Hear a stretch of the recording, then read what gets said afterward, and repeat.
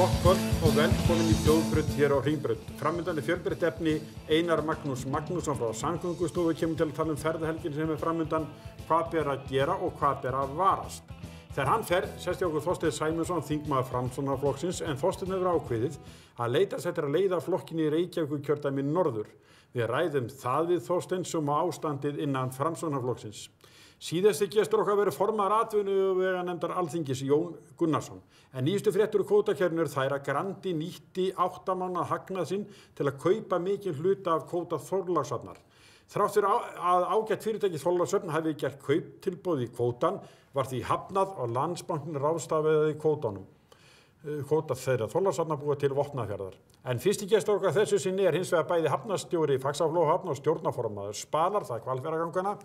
En aldrei hafa fleiri skemmtiferðaskip komið hingað og aldrei hefur verið meiri umferð Hvalfjarðargöngin í sumar. Gísli Gíslason, vertu velkomin. Takk fyrir. Ja, þetta er það bara, það meta allir þínum vígstöðum? Já, bara gengur vel. Það er bara, maður er lukkulegur að vera sólamegin í þessum verkefnum. Þetta er það sem, svona, já, gengur bara vel og við ánægð. Höfnin núna, gamla höfnin, eiginlega bara sneisa fulla skipum. Það er hérna, gamla höfnin þá að tala um vesturhöfnin? Þá er ég að tala um gömlu höfnin í Reykjavík, semst Austurbakkann, Miðbakkann og Vesturhöfnina og svo er Sundahöfnin. Af skipum, það er náttúrulega komast, stærstu skipi fara ekki þangað. Nei. En hvaða skip er það sem er að fylla Vesturhöfnina eða gamla höfnina? Það er nú bæði minni skemmtiferðaskipin og þeim fer fjölgandi og síðan er núna fjöldinn allur af rannsóknarskipum, rússneskt, enskt, amerískt, franskt. Hvað veistu, í hvaða tilgangi eru hérna? Já, það er nú þannig með þessi rannsóknarskip að þeim hefur farið fjölgandi síðustu ár. Og menn eru á siglingi kringum okkur og eru að rannsaka ýmsa þætti, meðal annars tengja maður þetta áhuga á norðurslóðasiglingum. Já. Þannig að, og ég held nú að Hafró sé í samvinnu með einhver af þessum skipum, en það er mjög athyglisvert svona það sem maður sér út gluggann bara og fylgist með. Já, þetta er þá bara rétt fyrir þetta skrifstofan ykkur, en þetta eru væntanlega skip sem komið hingað og þurfa ýmsa þjónustu, bæði frá höfninni og öðrum. Já. Reykjavík er náttúrulega gríðarlega öflug sem svona þjónustuhöfn, bæði eins og núna rannsóknarskipin. Það er náttúrulega mjög mikilvæg fyrir fiskiskipin líka sem þjónustuhöfn í ýmsum þáttum. En svo er aftur skemmtiferðaskipin, þeim fer bara fjölgandi.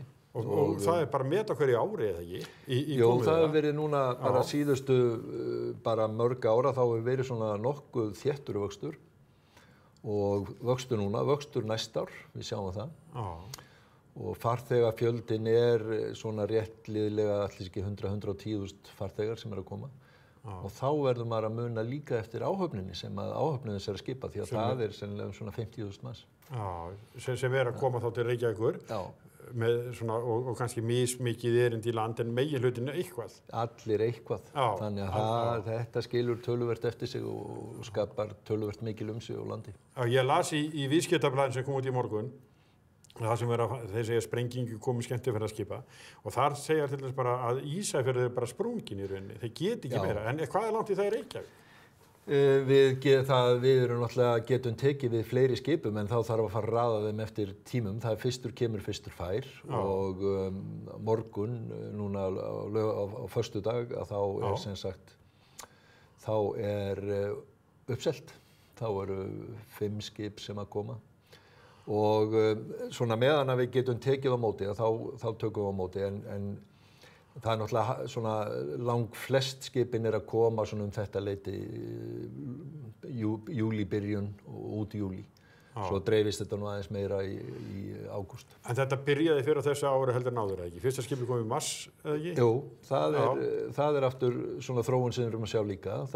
Menn er að koma einna fyrir, þó að sé ekki mörg skip að það voru í mars, en menn er að tínast frammar og teyjast líka yfir á haustið, komið inn á október. Og sko, það er náttúrulega þetta fólk sem kemur með skipunum, það fer í þessar ferðir sínar og með viðskipti þar. En fyrir höfnina, er þetta fyrir að skipta verulega miklu máli í rekstrarumsvifum Faxaflóahafnar? Já, þetta skiptir miklu máli. Það er að vísu þannig að við erum sem betur fer með, og það er svona lukkan yfir okkur með það, við erum með margar tekjufætur.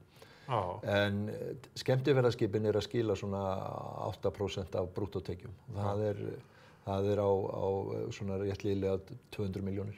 Fyrir ekkert löngu síðan þá talaði ég við þig að varandi tenginga við rafvæðingu, rafvæðingu skipana, þau geti bara drepið þá á. Já. Og hvernig er því undir fram? Rafvæðingin skiptist í tvennt. Það semst annars vegar þetta sem við köllum svona lágspennukerfi sem við tengjum togarana og það viðráðanlegt. Háspennukerfin eru allverulega stærri pakki.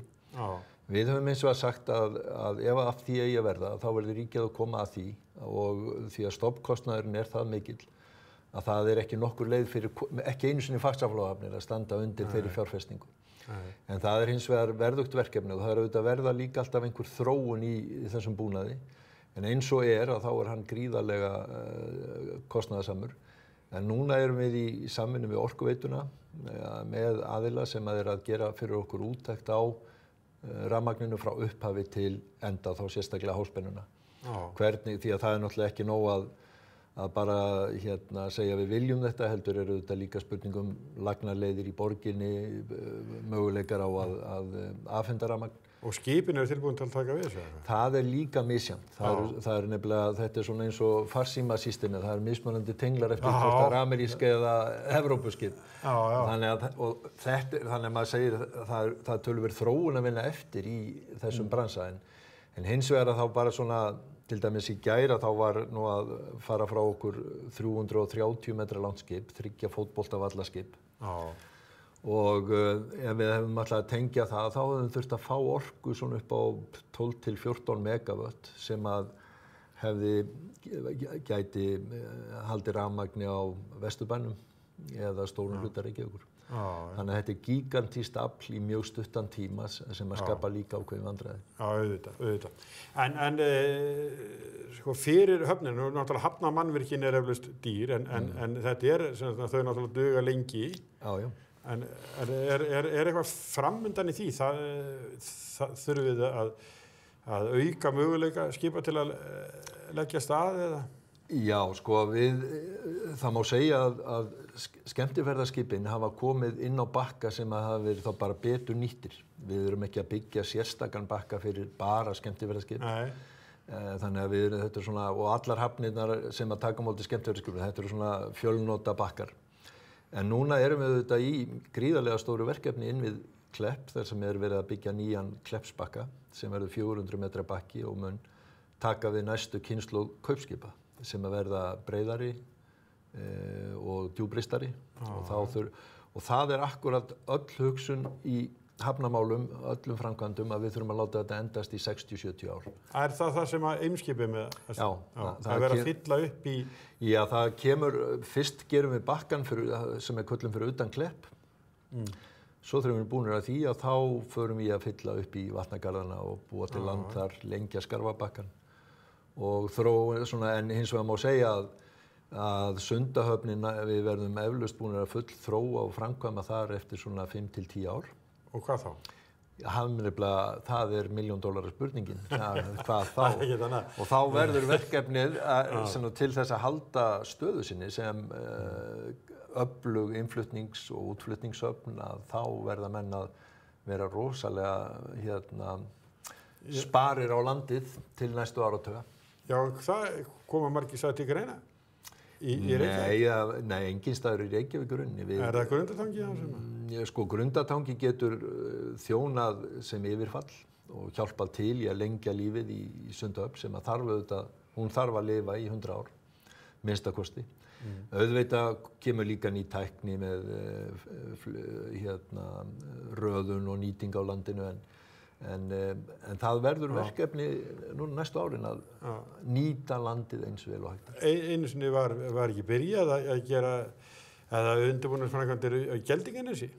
Jú, það var slegið af í rauninni með sameiningu Faxaflóahafna og þá var horft til Grundtanga. Og þar pláss til lengri tíma. En nú vorum við stödd 2016 og ég segi við þurfum að horfa 100 ár fram í tímann. Það nú ekki alveg einfalt náttúrulega eins og dæmi sanna, en 1916 þegar var verið að taka gömlu höfnina í notkun, ef við segðum þá breytingu sem hefur orðið 100 árum, hún gigantísk, þannig að við þurfum að búa okkur undir það. Við getum ekkert hugsað 100 ára fram í tímann. Herðu, en koma þessi í land, það hérna með Hvalfjarðargöngin. Sko, ég nú tekið viðtölu við áður, einhvern veginn þá voruð búin að hættir að hugsa tvöfölduna. Já, Spölur ekki að hugsa það. Nei, það þannig. Já. Það að segja að Spölur og við létum gera allar undirbúningsrannsóknir og annað á tvöföldun og svona layout-teikningar af því. Við höfum náttúrulega hins vegar bara haldið vöku samgönguyfirvalda það að umferðaraukningin núna síðustu ári og núna á þessu ári að hún þýðir það að innan mjög skamms tíma þá fara göngin upp úr þessu reglugerðarþaki með fjölda bíla á sólarhring. Það verði jafnvel að vera takmarka? Já, það sko, þetta gengur ágætlega núna, en núna umferðin svona 6.000 bílar á sólarhring og þakið í 8.000 bílum. Það þarf ekki mörg ár miðað við þróunina til þess að fylla í það. Þá verða menn. Það engin önnur lausn annað en að fara í önnur göng við hliðina og ríkið verður bara að sinna því verkefni.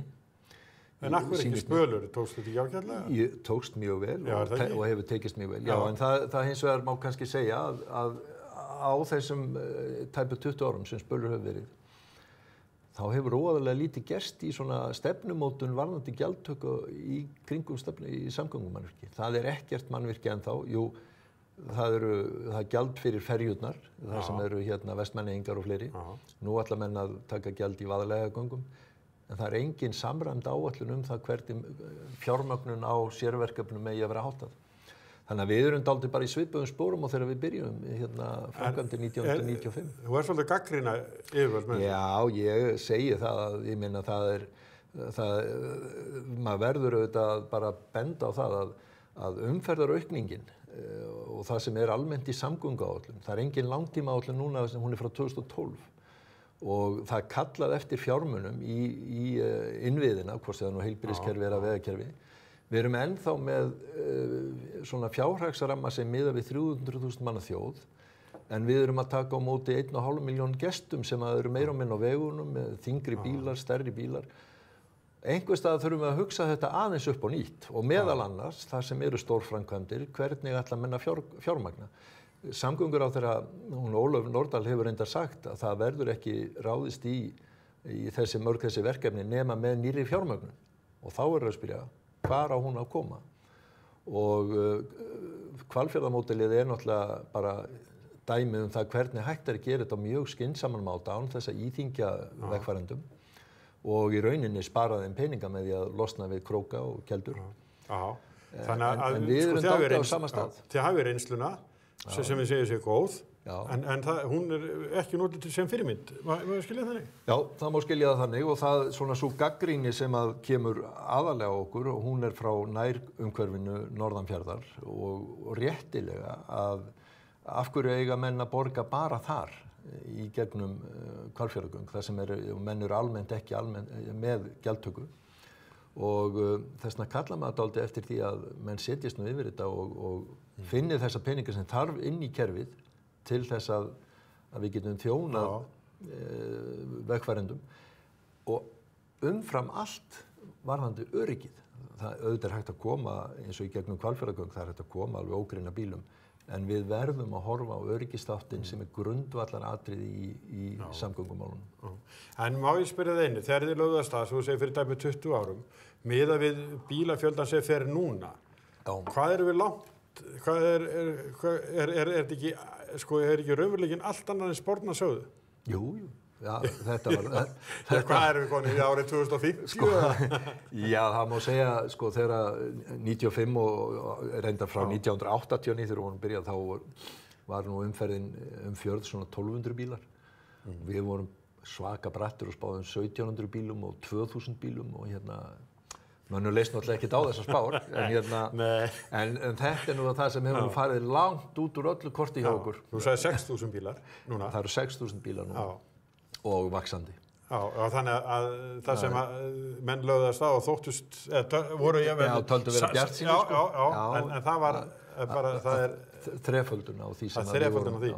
En sama hver gerir það, þá hlýtur þetta, sko, hvað voruð þið lengi að gera þessi? Já, sko, frá því að var byrjað 88, 9 svona af alvöru að hugsa þetta, þá tók það nú langan tíma að fjármagna, það var nú öðruvísi system þá og öðruvísi samfélag og annað í þeim dúr. En frá 95 að þá var nú ekkert lengi, ég meina þetta var 3 ára verkefni að klára framkvæmdina. Og í rauninni það sem menn hafa fyrir sér núna, það er náttúrulega menn þekkja umferðina, menn þekkja bergið og menn eru með protótípuna við hliðina. Þannig að þetta er nú ekki... Og eflaust auðveldara fjármagna líka. Miklu auðveldara, og þessi peningar bíða bara hjá lífeyrissjóðunum. Lífeyrissjóðunir hafa haft mjög góða reynslu af þessari fjárfestingu. En það mér finnst þess að sé eitthvað svona kergja í þessu máli. Þið þekkið þetta, þið hefði gert þetta, ykkur er tekist vel. Þið viljið ekki halda áfram? Eru í fílu?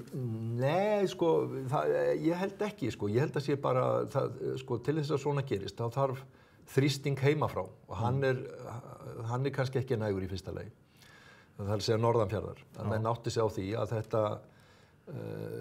þetta öryggismál, að það mun valda vandræðum innan ekki langs tíma og menn þurfa að hafa svona sýn á það að leysa vandamálið áður en það verður óleysanlegt eða það stefnir í það.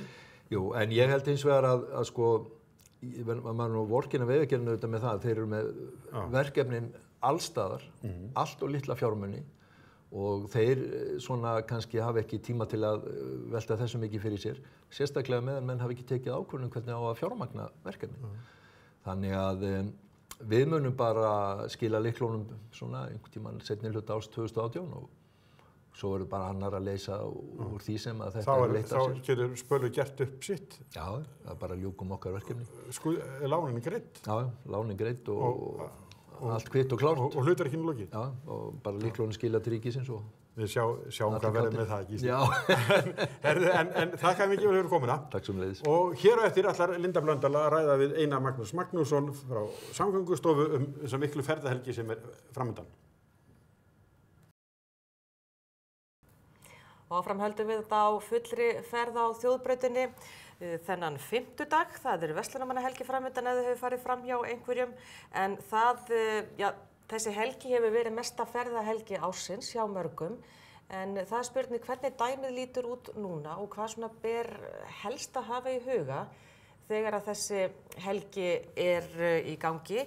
Einar Magnús Magnússon, upplýsingafulltrúi hjá Samgöngustofu, er sestur hér. Já, ég verð að leiðrétta þig. Það er annars kynningamál hjá Samgöngustofu. Annars kynningamál, alveg sjálfsagt. En sko, það er náttúrulega heilmargt venjulega sem þarf að huga að. En þegar að kemur að þessari helgi, hvað viljið þið benda og hvað upplýsingar hafið þið hvar hætturnar liggja? Sko, þær aðstæður sem að ökumenn eru yfirleitt að takast á við á þessar helgi eru töluvert aðrar heldur en svona gengur að gerist í henni daglegu, svona hversdagslegu umferð, getum við sagt. Vegna þess að þarna eru við út á vegum í dreifbíli og það er svona vill oft sækja að okkur svona fölsk öryggistilfinning þegar við erum undir þeim kringumstæðum. Það er engin hús eða fólk að labba yfir götu eða sitta á hvað og svo framvegis. Og þá er svona svolítið hætt við því að við förum inn í svona ákveðin fasa sem að getur verið mjög hættulegur. Og að við jafnvel slökum svolítið á ábyrgðartilfinningunni í samanburði við það sem er í þéttbýli. Verður svolítið kæruleysi? Já, það verður svona með öðrum orðum ákveðið kæruleysi. Það eru náttúrulega búin að vera mjög margar, getum við sagt, ferðahelgar núna í sumar og sérstaklega eins og veðrið er búið að vera, það er búið að vera eins og einhver sagði brjáluð blíða og þá eru allir á faraldsfæti og núna eru aðstæður kannski svolítið öðruvísi samanborið við árun og undan að því leytinu til að það er gríðarleg umferð erlendra ferðamanna á bílum og það er líka mjög mikið hjólreiðamenn. Þetta er nýju veruleikinn. Já. Og þetta getur skapað ákveðnar óæskilegar tilfinningar hjá ökumönnum sem að tengjast yfirleitt óþolinmæði. Og þess vegna held ég að sko, það sem það er að hafa með í farteskinu núna er fyrst og fremst þolinmæði, tillitssemi og að láta ekki eitthvað stress grípa mann undir þessum kringumstæðum. tökum tillit til þess að það eru hjólreiðamenn á ferðinni, tökum tillit til þess að það eru óvanir erlendir ríkisborgarar á ferðinni og þó að þeir jafnvel séu ekki í einu og öllu að fara reglum og lögum og þeim venjum sem að við erum alin uppið, að þá skulum við samt taka tillit til þess að þetta kannski framandi fyrir þá. En ef maður alveg að missa ferjunni til Eyja? Þá tökum maður næstu ferju. Það er þannig. Það er betra að taka næstu ferju heldur en að stressa sig jafnvel yfir í einhverja slysahættu eða áhættuhegðun. En er þetta er þetta svona mikil sprenging inn í ágúst? Er þetta svona allra stærsta ferðahelgin ennþá? Nei, ég held að þetta hafi breyst svolítið mikið á undanförnum árum. Það eru ansi margar ferðahelgar í rauninni yfir sumarið og það er búið að vera, já, ég held að það jafnist töluvert orðið mikið út svona búið að gera það á undanförnum árum. En talandi með að því hún nefnir þetta með að missa ekki ferjunni, það er ágætur punktur að varðandi það að fara af höfuðborgarsvæðinu og austur í Landeyjahöfn, þá borgar sig að gera ráð fyrir að að minnstakosti 2 klukkustundum til þess að fara þá leið. Já. Að vera ekki að leggja af stað með skemmri tíma til ráðstöfunar. Þú ert ekki að fara venjulegum föstudegi, við getum alveg bara sagt það. Og ég segi að minnstakosti 2 tíma, það væri 2,5 væri alveg svona, þá ertu alveg nokkuð vel settur. Já. Þá þarf enginn að vera að trillast úr stressi, en þið eru með ýmsar upplýsingar eins og vanalega hjá Samgöngustofu hvar hætturnar geta legið og þið eruð með þetta varandi bílbeltin. Ég reyndar ótrúlega hissaði hvað eru margir ennþá sem nota ekki bílbelti.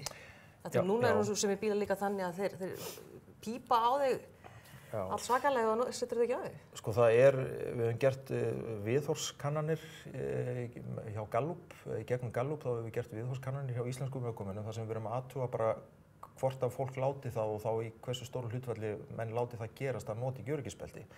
Og það er mjög athyglisvert að skoða að það er það bil 6% sem að láta það gerast einhver tíma að nota ekki öryggisbelti á vegum úti, þar að segja í dreifbíli.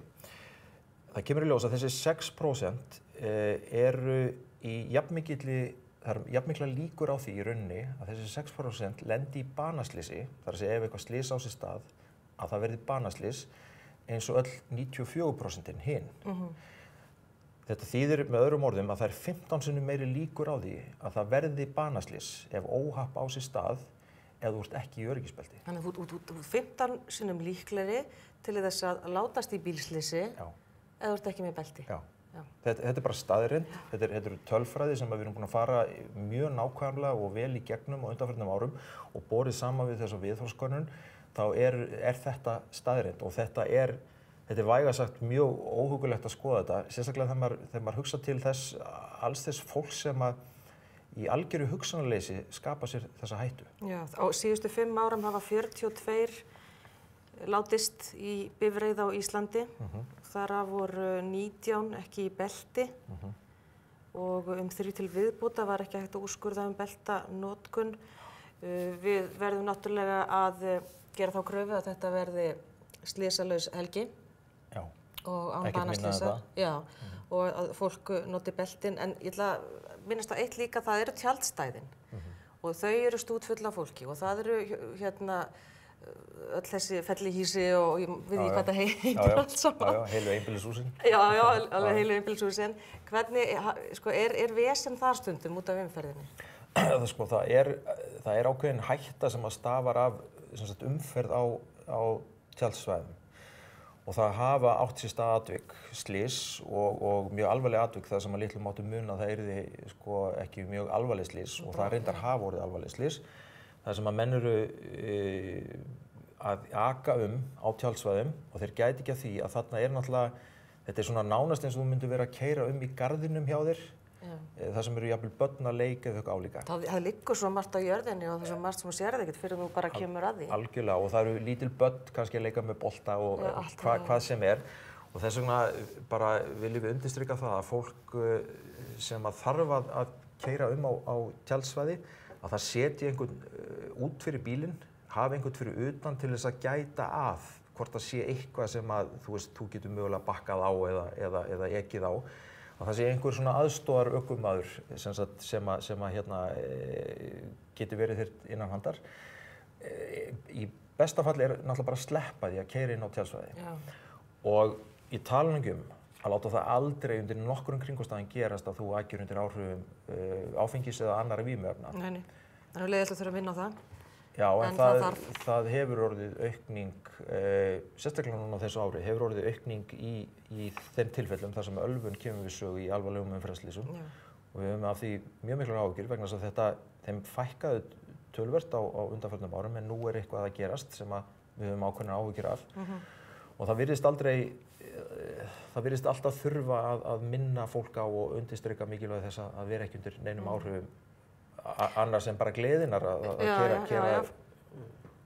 Fólk náttúrulega að djamma og það að fá sér kaldan bjór og svona, þannig að það til upplýsingar hvað áfengi er lengi að fara úr blóðinu líka.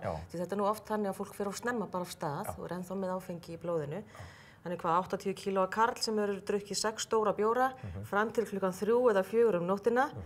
Þá er áfengið farið úr líkamannum svona 5-6 daginn eftir. Já, við segjum svona þumalputtareglan sé svona 18 klukkustundir, þá sértu nokkuð öruggur. Og ef það leikur einhver vafi á, þá veit ég að verslunarhelgina þá gefur lögregla stundum tækifæri á að menn blási. Já, þeir hafa gert það, já. Já, en þá vil ég undirstrika það að menn fari ekki akandi til lögreglunar og taki það próf. Þannig að misskilja allt. Já, en það er bara þetta, þú veist, ekki eyðileggja kannski stórgóða og skemmtilega upplifun helgarinnar með því að setjast undir stýri, fara að keyra undir áhrifum áfengis og í talningu beltislaus. Vegna þess líka að alvarleiki þess að valda slysi undir áhrifum áfengis eða annarra vímuefna þetta litið svo alvarlegum augum og þetta náttúrulega svo alvarlegt að menn eru dæmdir fyrir manndráp af gáleysi eða þeir valda dauða einhvers undir áhrifum áfengis með akstri. Og tryggingafélögin eiga endurkröfurétt á hendur þeim sem að þetta gerir. Já, sjálfsögðu. Já, við skulum bara koma þeim skilaboðum áleiðis hér með og brosa bara inn í þessa helgi þó að hér sé verið að ræða alvarlega hluti. Einar Magnús Magnússon sem sér upplýsingamál hjá Samgöngustofu. Takk kærlega fyrir komuna. Sömuleiðis. Njótu helgarinnar. Og góða helgi og góða ferð og öll sömul. Allt það, já. Já, takk. Hér á eftir Þorsteinn Sæmundsson, sjálfstæðismaður, hann vill leiða kjördæmið í Reykjavík annað hvort. Hann ætlar að setjast niður hjá Sigurjóni M. Egilssyni og svo kemur Jón Gunnarsson, formaður atvinnuveganefndar Alþingis. Hann ætlar að ræða við okkur kvótamissi Þorlákshafnar sem er reiðarslag fyrir sveitarfélagið. Farið ekki langt.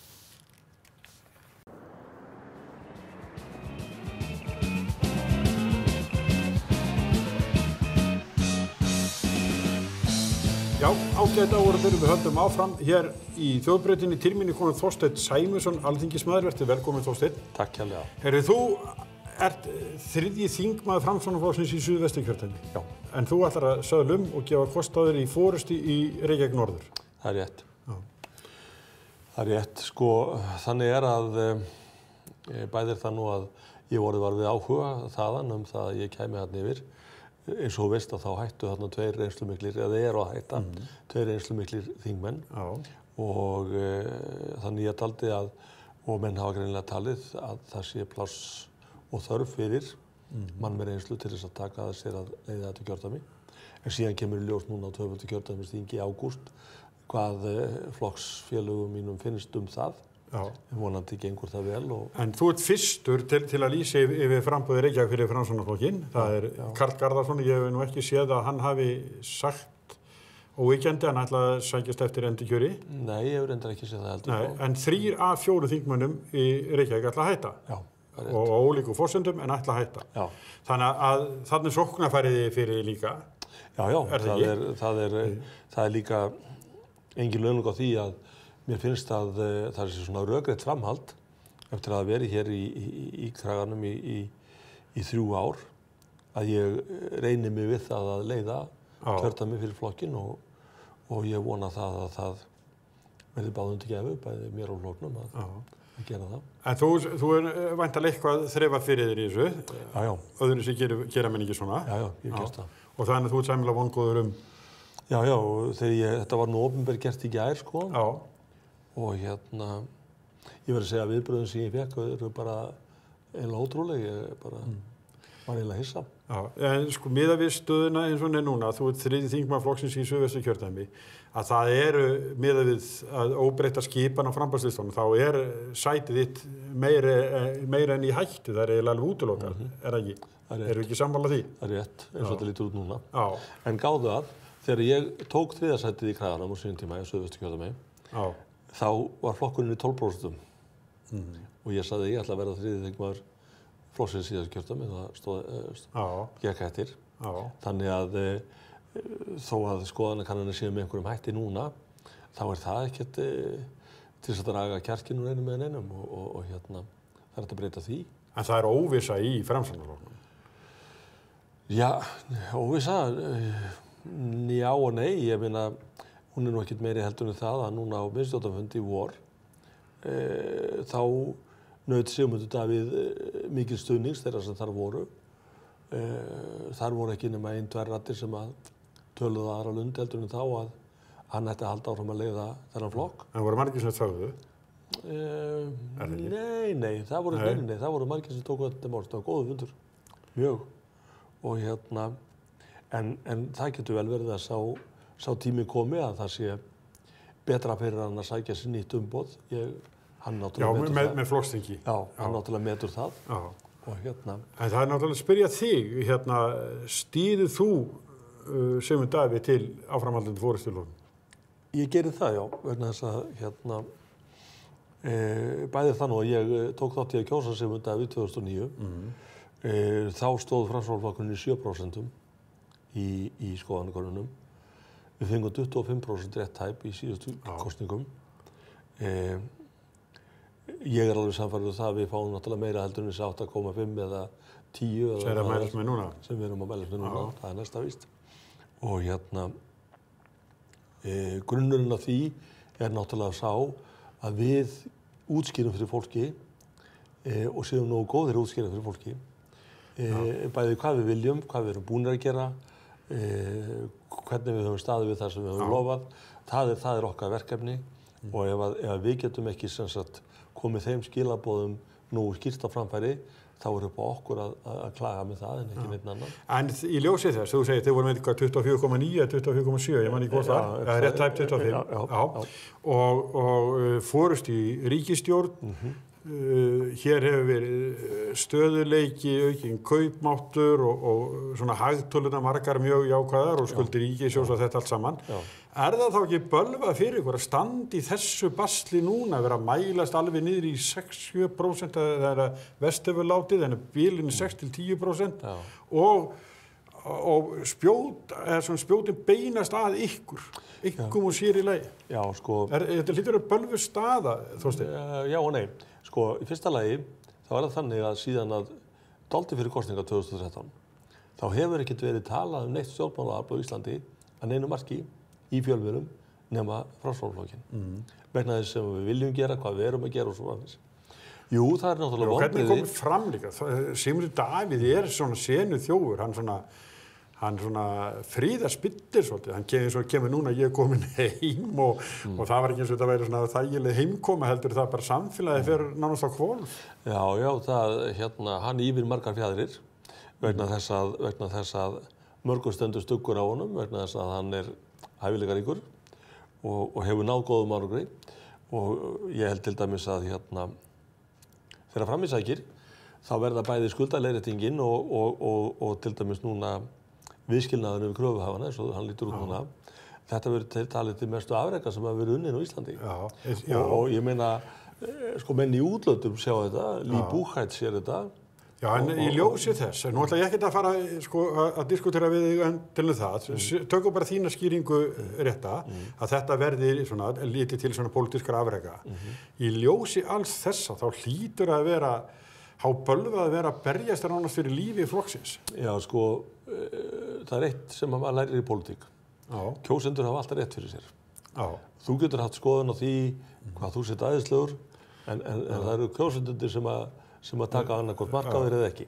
Já, sker úr hvort það er rétt eða ekki. Já, að þeim finnst það rétt eða ekki. Og við náttúrulega sættum okkur við það að sjálfsögðu. Það er aftur á móti, sko, kannski eitt við þessar skoðanakannanir sem hafa komið núna upp á síðkastið. Það eru þær síðustu frá sama fyrirtækinu. sem hefur yfirleitt alltaf mælt okkur neðar heldur en einhverju hlutu vegna. Þetta bara mæling við, ætlum við þeir ekkert að feika þetta niður til. Nei, ég segi, það hefur yfirleitt verið þannig.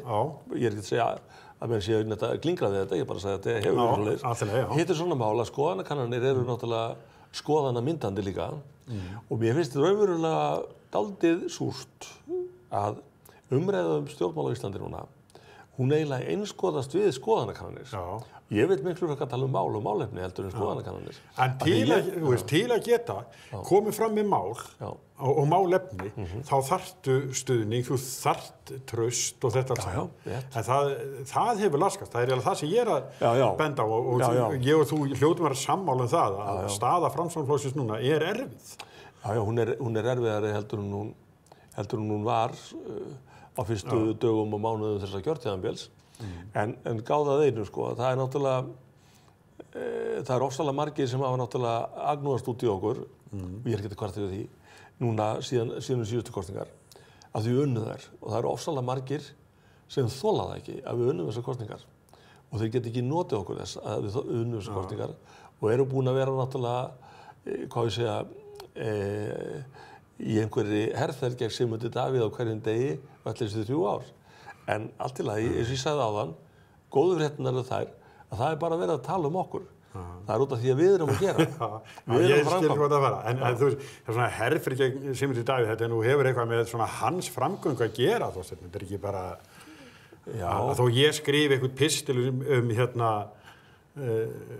Sigmund Davíð, þá er ekki að það ég óttist hann eða vilja hann í burt, þannig að þetta er bara þú er að skilja sko bara umræðan verður til af einhverju. Já, en umræðan líka eins og ég segi, hún náttúrulega helgast náttúrulega því að þeir sem eru andstæðingar þessi stjórnmálum, þeir náttúrulega hafa ótt af honum, af því að þeir eru búnir að sjá hvað hann getur gert. Og hann fer alveg langt út í heim til að finna það á andstæðinga. Nei, það geti ekki alþjóða. Já, þú ert að tala um Soros og fleiri. Já, það er náttúrulega alveg ljóst mál að það mistu margir spón úr raski sínu núna við niðurstöðuna í máli kröfuhafanna. En má ég spyrja, þessi umræða er svo eitthvað tegið og tóguð, sko. En bara í ljósi þess að Sigmundur Davíð er formaður Framsóknarflokksins og hann var leiddi flokkinn í Norðausturkjördæmi og nú samkvæmt fréttum þá verður hann í framboði þar aftur og þar koma menn eins og til dæmis í Norðurþingi, í Húsavík og nágrenni og segist ekkert vera vissir með viljið þetta og jafnvel og héraði líka og Höskuldur Þór sem er í öðru sæti. Þannig að hann ná á brattan að sækja. Þetta er náttúrulega sko, við erum búin að heyra í þessum 3 aðilum. Við erum ekki búin að heyra í öðrum sem að styðja. Já, og Jóhann Bjarnason á Akureyri líka. Fyrrverandi bæjarfulltrúi. Jú, auðvitað þetta er að koma í ljós og það er náttúrulega, sko, ég er ekki að lítið úr því að hvorki hann eða flokkurinn allur þurfum að vinna sér traust aftur. Ég ger ekki lítið úr því. Það þurfum við að gera. Og við þurfum að gera það af auðmýkt vegna þess að það stendur nú í góðri bók að auðmýkt undanfari virðingar og þú öðlast ekki virðingu af því bara. Þú eru ávinnaðir þarna. Og þess vegna segi það að það er ærið verkefni fyrir okkur að endurvekja traustið á flokknum sem heild og þá verðum við náttúrulega að vísa til þess hvernig við erum búin að framkvæma það sem við lofuðum að ætlum að gera, hvernig við ætlum að halda því áfram, því við erum ekki hættir og hvað við ætlum að gera, sem sagt, leggja áherslu á í næstu kosningum og í næstu framtíð. Verður kosið í haust? Það bendir allt til þess að svo verði, það er að segja... Vilt þú það ekki eða eitthvað? Ertu ekki bara, viltu ekki fara í slægin? Ég er klár í allt. Málega það eins og þar, ég sagði það nú uppálega að sko, þessi flokkar voru kosnir til 4 ára. Þeir eru ennþá með rífa meiri hluta á þingi. Á einhverjum tíma, þarna í vor, þegar lætin voru sem mest, þá drógust menn á það að... Gerðu samkomulag? Nei, ég kann það ekki, en allavega drógust á það að kosningar eru í haust. Að því tilskildu að menn kláruðu hér mál sem eru mjög brýn og sá list ekki tæmdur. Hins vegar, ég ætla að hrósa þinginu fyrir það að núna í vor þá gekk vinnan alveg ótrúlega vel og menn voru mjög samhentir og það náttúrulega því menn halda margir að þarna séu alltaf hver höndin upp á móti annari en til dæmis í mjög stórum málum eins og húsnæðismálum Eyglóar sem komu fram í vor þau fóru í mjög mikla vinnu í nefndum þingsins og það alltaf gott og þingið gerði breytingar og samþykkti svo einróma og það var enginn á móti því og samþykkti mjög góðu samkomulagi. Annað stórt mál, eða töluvert stórt mál, það hérna skal ég segja hérna heimagistingu sem var samþykkt núna í vor. Það var samþykkt einróma, það fór líka í töluvert breytingaferli, var þetta miklu betra mál.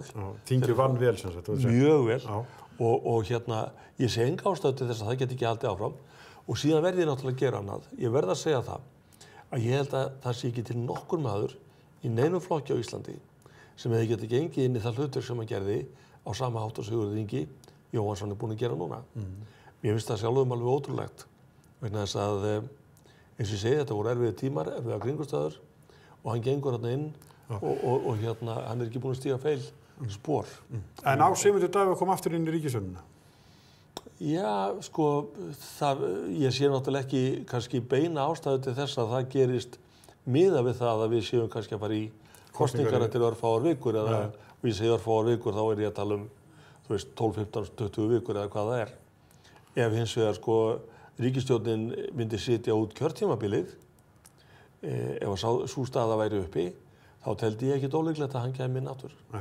En Þorsteinn, þakka þér fyrir komuna og við höfum eftir hittast aftur og verður nú oddviti í framboði, pólitísk umræðan verður hér. Já, þakka þér fyrir það. Og leiðum við kveðjum Þorsteinn að þá bjóðum við næsta þingmann velkominn. Það er Jón Gunnarsson formaður atvinnuveganefndar Alþingis og ætlum að ræða kvótatilfærsluna úr Þorlákshöfn.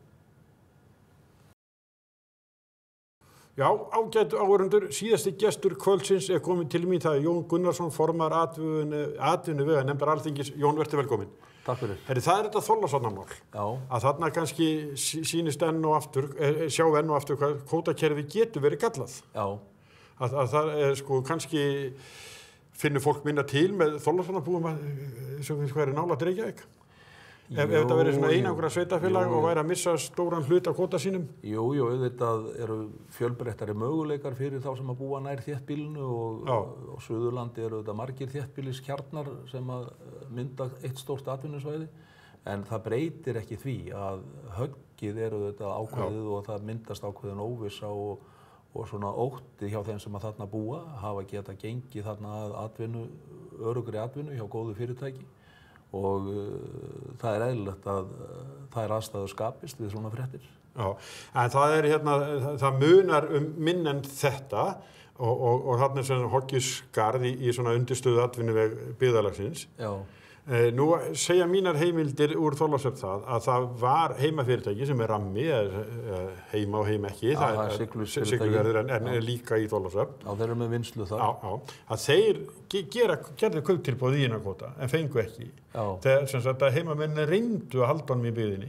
Já, ég þekki svo sem ekki en lögin þetta með sko varni fyrir sveitafélögin eru náttúrulega einskis virði þegar þessi leiði farið. Þau eru mjög veik og það höfum við vitað í dálítinn tíma og það er tilraunir sem voru gerðar á síðasta kjörtímabili til að fara í breytingar á fiskveiðistjórnarkerfinu og það sem hefur verið gert núna á þessu kjörtímabili, það er í þeim breytingatillögum hefur þetta vandamál verið, hvað getur sagt, adresserað og menn hafa hugsað sér að styrkja þarna rétt byggðana til þess að geta tryggt heimildirnar.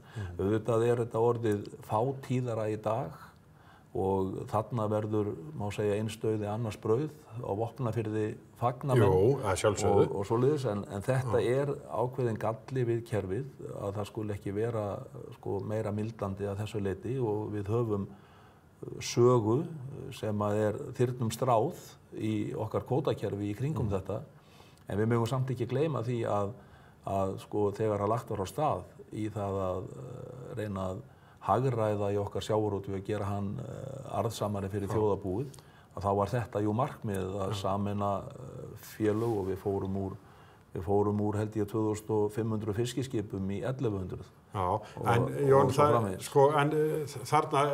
þetta svona, það svona átökum veiðiheimildirnar og þessi kvóti sem við keyptum núna frá Þorlákshöfn fyrir 4.000 milljónir.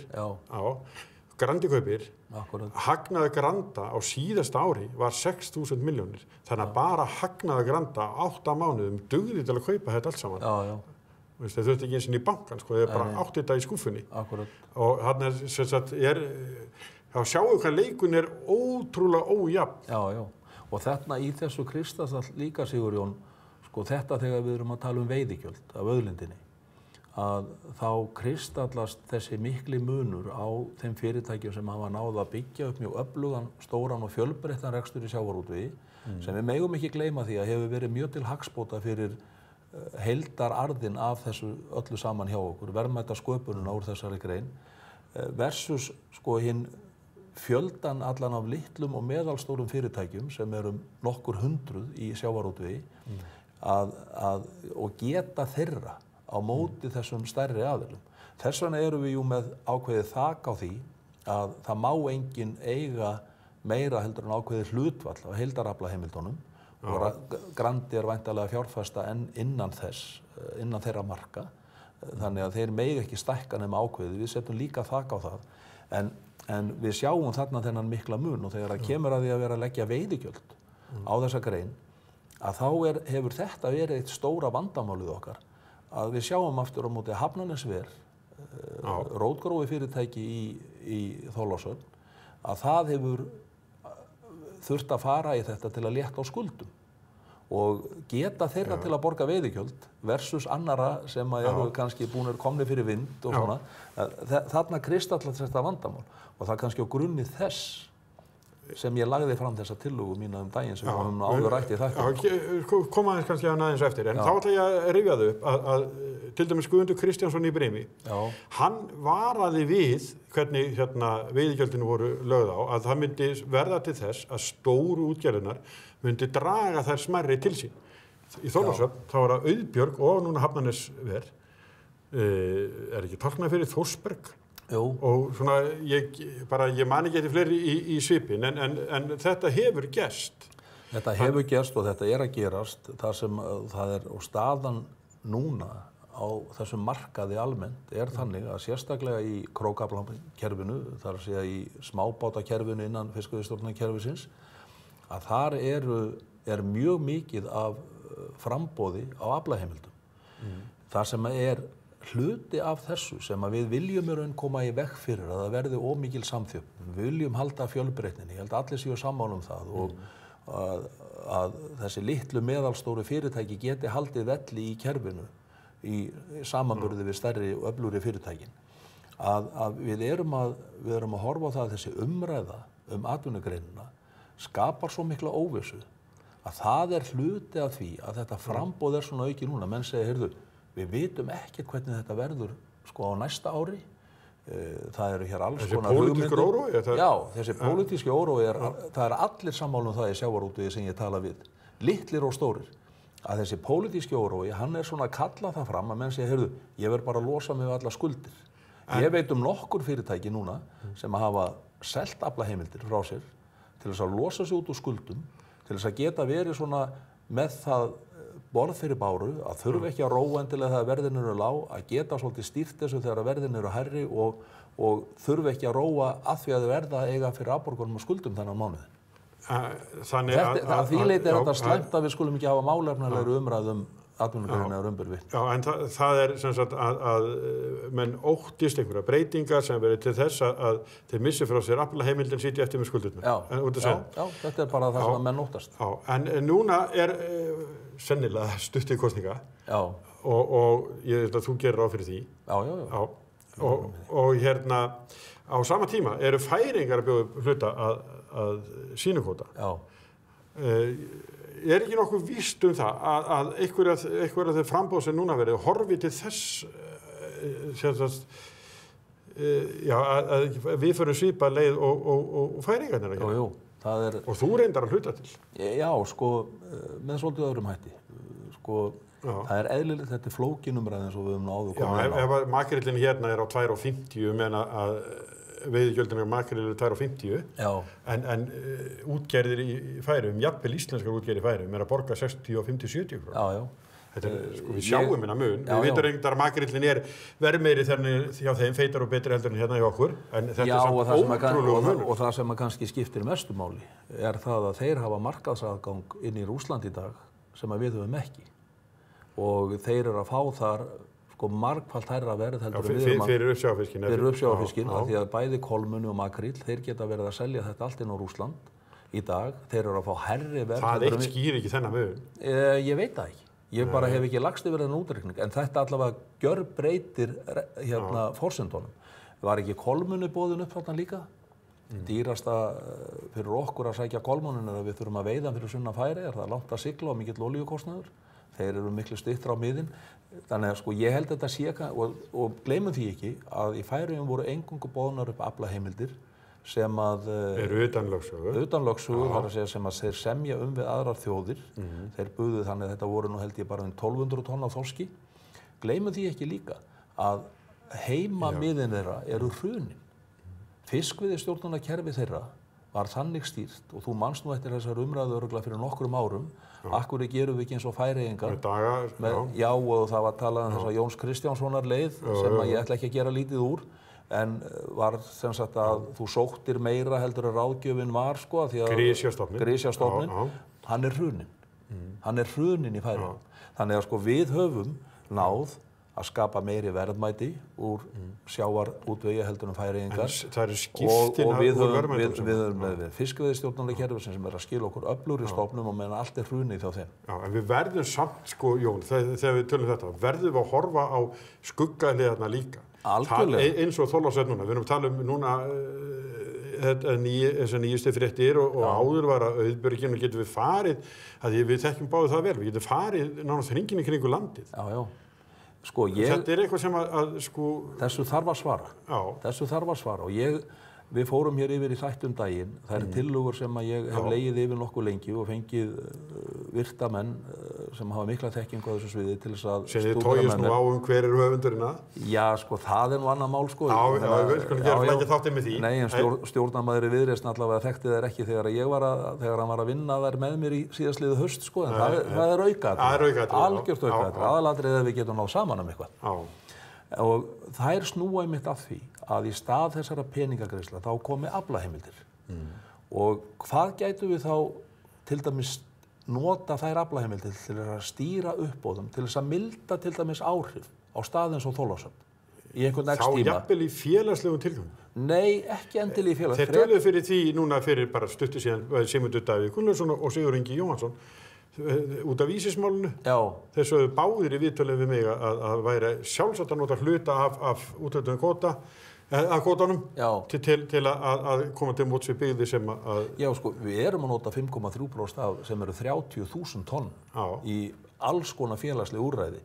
Að hluta til getum við brugðist við einmitt til þess að bregðast við byggðum sem að verða fyrir svona áfalli og það er verið að gera það. Innan þessa ramma.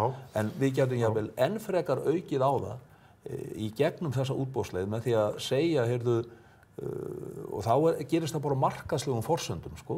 En við hjálpum þessum stöðum með því að hafa aukið sko framboð af aflaheimildum. Það mun þýða það að leiguverði yfir heildina mun lækka þegar að framboðið eykst með þessari aðferð.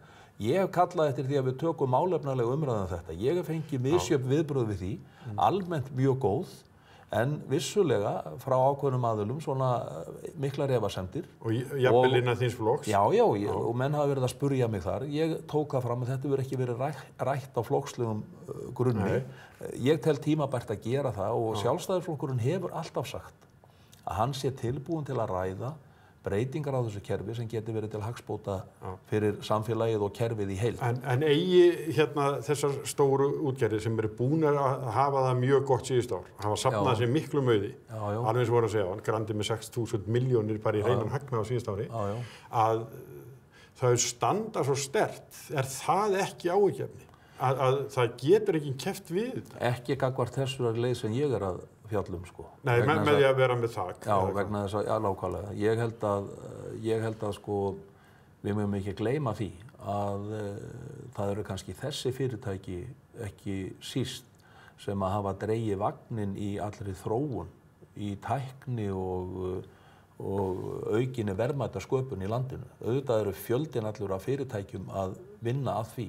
Tökum bara það nýjasta dæmi núna sem að Fiskiðan á Sauðárkróki hefur verið að vinna með Skaganum upp á Akranesi kælinguna borð í ísfisktogurum.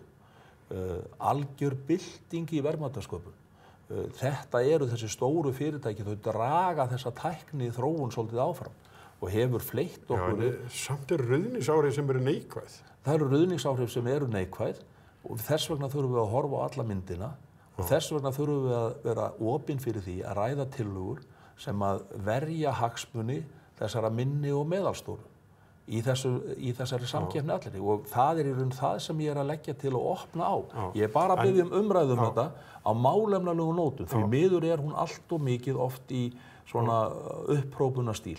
En þessar nýjustu fréttir eru þannig það þarf að laga það kerfi sem við erum með núna að það ekki hægt, við erum bara að horfa upp á þetta mjög lengi, mörg ár, það er svona hlutir að gerast. Vestmannaeyingar hafa til að mynda farið alveg upp í Hæstarétt með mál sem að segir okkur það bara að löggjafinn, hugur löggjafans var sá að verja einmitt þetta. Það tókst ekki betur til við lagasetninguna heldur en hún gölluð eins og fram hefur komið og menn hafa ekki komist upp úr þessu fari núna í 7 ár. Í 7 ár, allt síðastliðið kjörtímabil og þessu kjörtímabili við að vinna einhverjum málefnalegum lausnum og það er þessuna sem ég sagði í grein minn daginn að Alþingi hefði brugðið skyldum sínum í þessu máli. Og þetta minnir á það núna af því að sveitarfélögum forgangsrétt á skipinu. Þetta svipað að kaupa sér eina dós af gosi, þambúrinu og mútt eiga innihaldið, eiga umbúðunar. Að þeir eiga núna bara kvótalausa báta, það bara skilagjaldið að þeim, það einu verðmæti sem eftir. Það kaupir enginn endurvinnslan tóm og kóklósku. Nei, og tóma báta líka, þeir einskis virði. Það ekki rétt? Það alveg rétt. Það lítils virði. Við þurfum að halda áfram með þessu umræðu síðar. Jón, þakka þér fyrir. Takk sömuleiðis. Þættinum við þá lokið í kvöld. Á sunnudagsmorguninn verðum við með þjóðbraut. Bæði verðum við með nýtt efni og leyfum okkur að endursýna gamalt og gott í tilefni þess að það nú Verslunarmannahelgin en við verðum svo aftur hér á dagskrá á þriðjudagskvöld. Sæl að sinni.